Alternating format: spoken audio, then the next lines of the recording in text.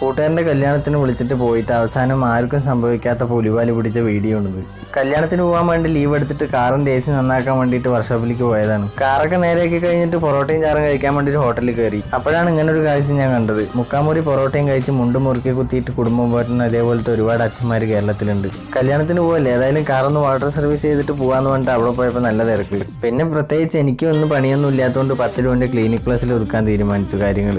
ഇത്രയും ദിവസം നല്ല വെയിലായിട്ട് കല്യാണത്തിൻ്റെ അന്ന് നോക്കി മാനത്ത് മഴക്കാറാണ്. കാറ് കഴുകണമെന്നല്ല പ്രശ്നം, കടയിൽ കൊടുത്ത അരമണിക്കൂർ കൊണ്ട് കിട്ടുന്നത് ഞാനത് 5 മണിക്കൂർ ആഘോഷിച്ചിട്ട്. അങ്ങനെ കല്യാണത്തിന് പോയിക്കൊണ്ടിരിക്കുമ്പോഴാണ് ഇങ്ങനെ ഒരു കാഴ്ച കണ്ടത്. കണ്ടം പൂട്ടാൻ വന്ന ട്രാക്ടർ പൂട്ടിക്കൊണ്ടിരിക്കുമ്പോൾ മീൻ പിടിക്കണവരാണ് ഇത്രയും പേര്. അവസാനം കല്യാണ വീട്ടിലെത്തിയപ്പോഴാണ് ഞാൻ ആ സത്യം അറിയണത്. റിസപ്ഷനും ഇല്ല, ഭക്ഷണവും ഇല്ല. ഡേറ്റ് നോക്കാണ്ട് കല്യാണത്തിന് പോയത് തലേ ദിവസമായിരുന്നു. അങ്ങനെ കല്യാണത്തിന് വേണ്ടി ഒരു ദിവസം ലീവ് എടുത്ത് ഞാൻ അവസാനം 2 ദിവസം ലീവ് എടുക്കേണ്ടി വന്നു. തലേ ദിവസം റിസപ്ഷന് പോയിട്ട് പിറ്റേ ദിവസം റിസപ്ഷനും കഴിഞ്ഞ് പാതിരാത്രിക്കാണ് വീടെത്തിയത്. അപ്പൊ ശരി, ഇതേപോലെ നിങ്ങൾക്കായിരിക്കും പറ്റിയിട്ടുണ്ടെങ്കിൽ കമന്റ് ചെയ്യട്ടാ.